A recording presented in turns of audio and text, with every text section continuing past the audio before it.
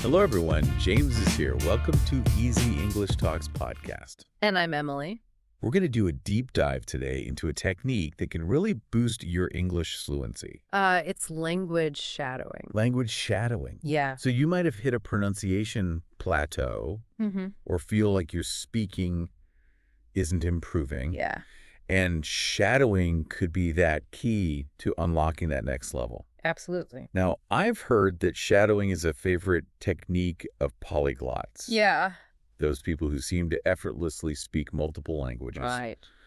But I'm curious, what makes it so special for English learners? Well, you're essentially training your brain to process English more like a native speaker would. Okay. You listen really closely to authentic English speech and then try to reproduce it as accurately as possible. Okay. Mimicking everything, pronunciation, intonation, even rhythm. So it's more than just parroting the words. Yeah. You're really trying to embody how a native English speaker uses the language. Exactly. Okay. And the beauty of it is that it works on multiple levels simultaneously. Okay. You're improving your listening comprehension, refining your pronunciation, and getting more comfortable with the natural flow of English speech. That makes a lot of sense. Yeah. But I have to admit, I've tried shadowing before, and it felt a bit overwhelming. Like, where do you even start? I understand. Yeah. It can feel really daunting at first, but having a step-by-step approach can make all the difference. Okay. First, choosing the right material is crucial, especially for English learners. You want something engaging and tailored to your level. So not jumping into Shakespeare right away. Probably not. Okay. Think podcasts, videos, even audiobooks. There's a wealth of material out there designed for English language learners. Okay.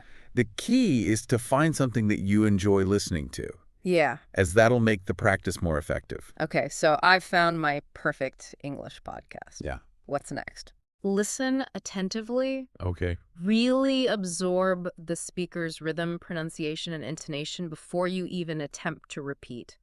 You're kind of getting a feel for the music of English. Oh, okay. Those subtle nuances that make it sound natural. I like that analogy. Yeah. Music of English.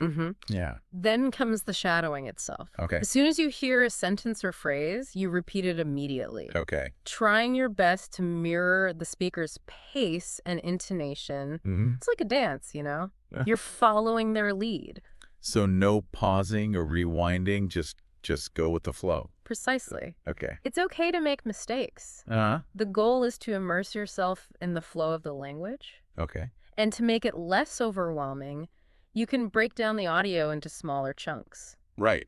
You know, focus on mastering a sentence or a paragraph before moving on. That feels a lot more manageable. Yeah. I can see how that would help build confidence too. Absolutely. Yeah. And if you want to take it a step further, you can record yourself. Okay. And then compare it to the original audio. Right. That can be incredibly helpful for pinpointing specific areas where your pronunciation might need a little work. It's like having a pronunciation coach in your pocket. Exactly. Now, you mentioned shadowing outdoors. Is there something special about that? Yes. Okay. Alexander Argot, who is a renowned linguist and polyglot, strongly advocates for shadowing while walking outdoors. Okay. With good posture. Okay. It might sound strange, Yeah. but there's actually a neurological basis for this. Oh, I'm all ears. Research shows that combining movement with learning actually enhances your memory and focus. Okay. It's called embodied cognition. Embodied cognition. Yeah. Okay. The idea that our bodies play a crucial role in how we think and learn. So instead of passively sitting at my desk, I should be up and moving, actively engaging with the language. Exactly. Think about it. Yeah. When we learn English naturally as children, we're constantly moving and interacting with the world around us. Right. Argels argues that replicating this active learning environment can make shadowing even more powerful. That's a fascinating insight. Yeah. I never really considered that connection between movement and language learning. It's something that many language learners overlook. Okay. And Argels also suggests speaking loudly and clearly while shadowing to further reinforce those pronunciation patterns. So it's about owning the sounds. Yes. Not just whispering them. Precisely. Okay. So you're getting the physical benefits of walking, Right. the mental boost of embodied cognition, and the pronunciation refinement of speaking aloud. Yeah. It's like a triple whammy for language learning. I have to say you've given me a whole new perspective on shadowing. Good. I'm glad. I'm starting to see why it's so effective. Now, before we move on, I'm curious about something. Yeah. You mentioned shadowing feeling overwhelming at times. Yeah. Are there specific aspects you find challenging? Well, sometimes I get caught up in trying to be perfect. Okay. And get frustrated when I stumble over words. Yeah, that's a common struggle. Yeah. Remember, it's okay to make mistakes. It's part of the learning process. Yeah. The goal isn't to sound exactly like the speaker right away, but rather to train your brain to process and reproduce English more naturally. So it's more about the journey than the destination. Exactly. Okay. Think of it like practicing a musical instrument. You don't expect to play a flawless concerto on your first try. Right. It takes time, patience, and consistent effort to develop fluency and accuracy. That's a helpful way to look at it. Yeah. But what about those moments when I just can't keep up with the speaker? Pacing is another key aspect of successful shadowing. Okay. Start slow, even slower than you think you need to. Right. Gradually increase the pace as you become more comfortable. And if you find yourself constantly falling behind, it might be a sign that the material is too advanced. So listening to those rapid-fire auctioneers might not be the best starting point. Probably not. Okay. It's important to find that sweet spot material that challenges you just enough without being overwhelming. Okay. Now, speaking of challenges, what are your thoughts on using subtitles while shadowing?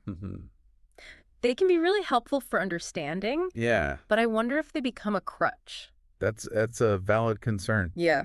Yeah, subtitles can be a useful tool, especially for English learners.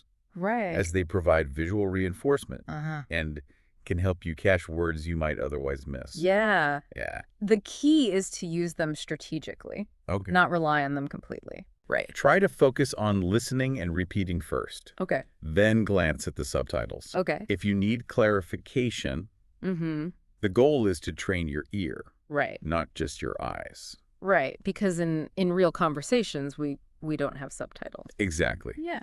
And to make the most of your shadowing practice, consistency is paramount. Okay. Even short bursts of like 10 to 15 minutes a day can lead to significant improvements over time. It's about making it a habit, incorporating it into your daily routine. Precisely. Okay. Now, we've talked about the fundamentals of shadowing. But there are also some advanced techniques that can really elevate your English pronunciation and fluency. Okay. Now we're getting into the exciting stuff. One technique is called chorusing. Chorusing. Yeah. It takes shadowing to the next level by focusing on very short fragments of native speech. Okay. Repeating them intensely. For extended periods. So instead of shadowing entire sentences, I'm zeroing in on specific sounds. Right. What's the reasoning behind that? It's all about breaking down pronunciation into its smallest components and perfecting those micro movements of your mouth and tongue. Okay.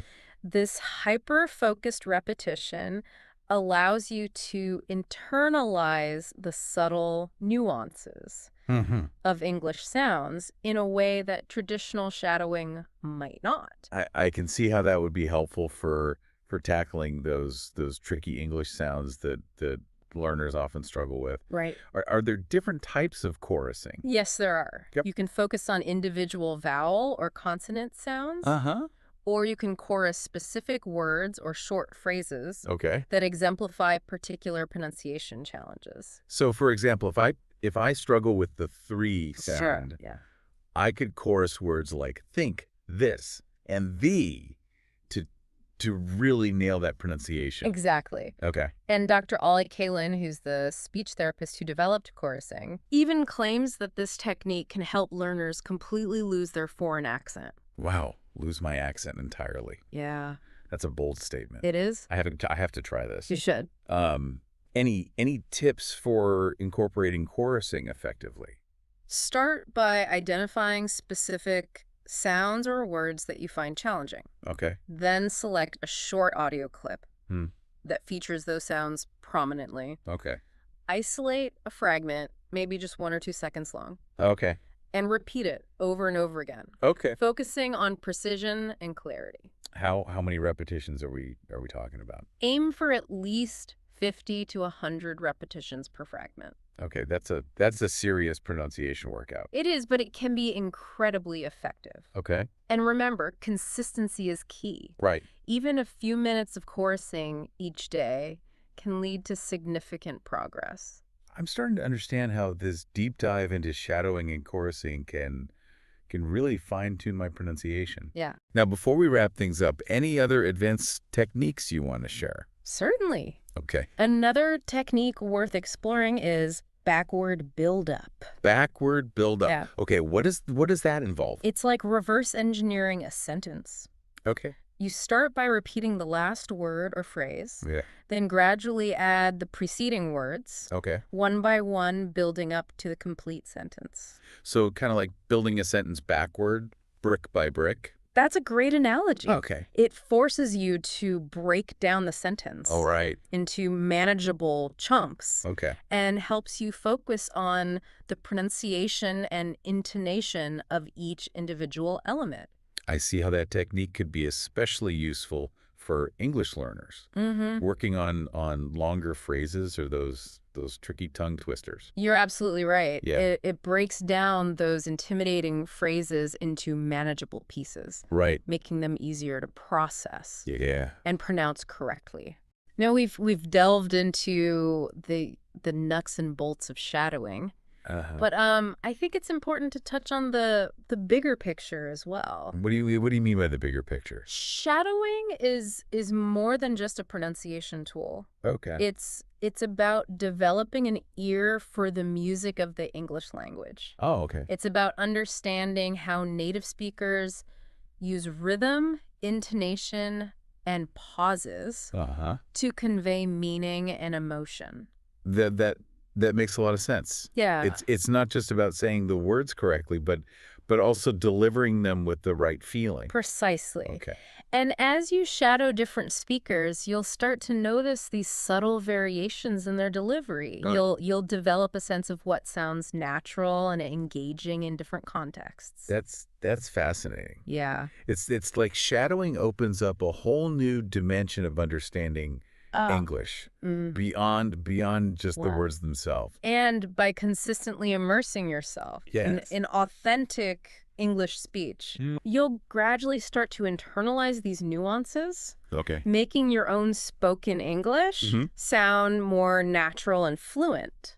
Okay. It's like osmosis for language learning. So even if I'm not consciously trying to copy a specific accent, right, I'll naturally start to pick up those subtle patterns and rhythms. Yeah. Just through consistent shadowing. Exactly. Okay.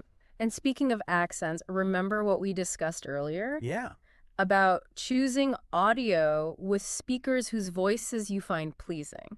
Yeah, you said it can subtly influence our own pronunciation. That's right. Right. It's a bit like choosing a style icon. Okay. We tend to gravitate towards those we admire. The same principle applies to language learning. Okay. If you consistently shadow speakers with accents or speaking styles that you find appealing, those patterns will naturally start to shape your own spoken English. So it's almost like having a pronunciation mentor in my earbuds. I like that analogy. Yeah. It's a subtle Right. but powerful way to guide your pronunciation towards an ideal that you find appealing. Okay, so to wrap this all up, what would be your most important takeaway for English learners wanting to use shadowing? I would say the key to successful shadowing is to approach it with a spirit of playfulness Okay. and experimentation. Uh-huh. Don't be afraid to make mistakes. Right. Try different techniques. Okay. And most importantly, find material that you genuinely enjoy listening to. Right. The more you enjoy the process, the more effective it'll be. That's great advice. Yeah. It's about turning language learning into something fun and engaging rather than a chore. Absolutely. Yeah. And for all those English learners out there, Yeah. remember that consistent practice is crucial. Mm-hmm. Even a few minutes of dedicated shadowing each day can yield remarkable results over time. So don't underestimate the power of small, consistent efforts. You got it. Now, do you have any final thoughts?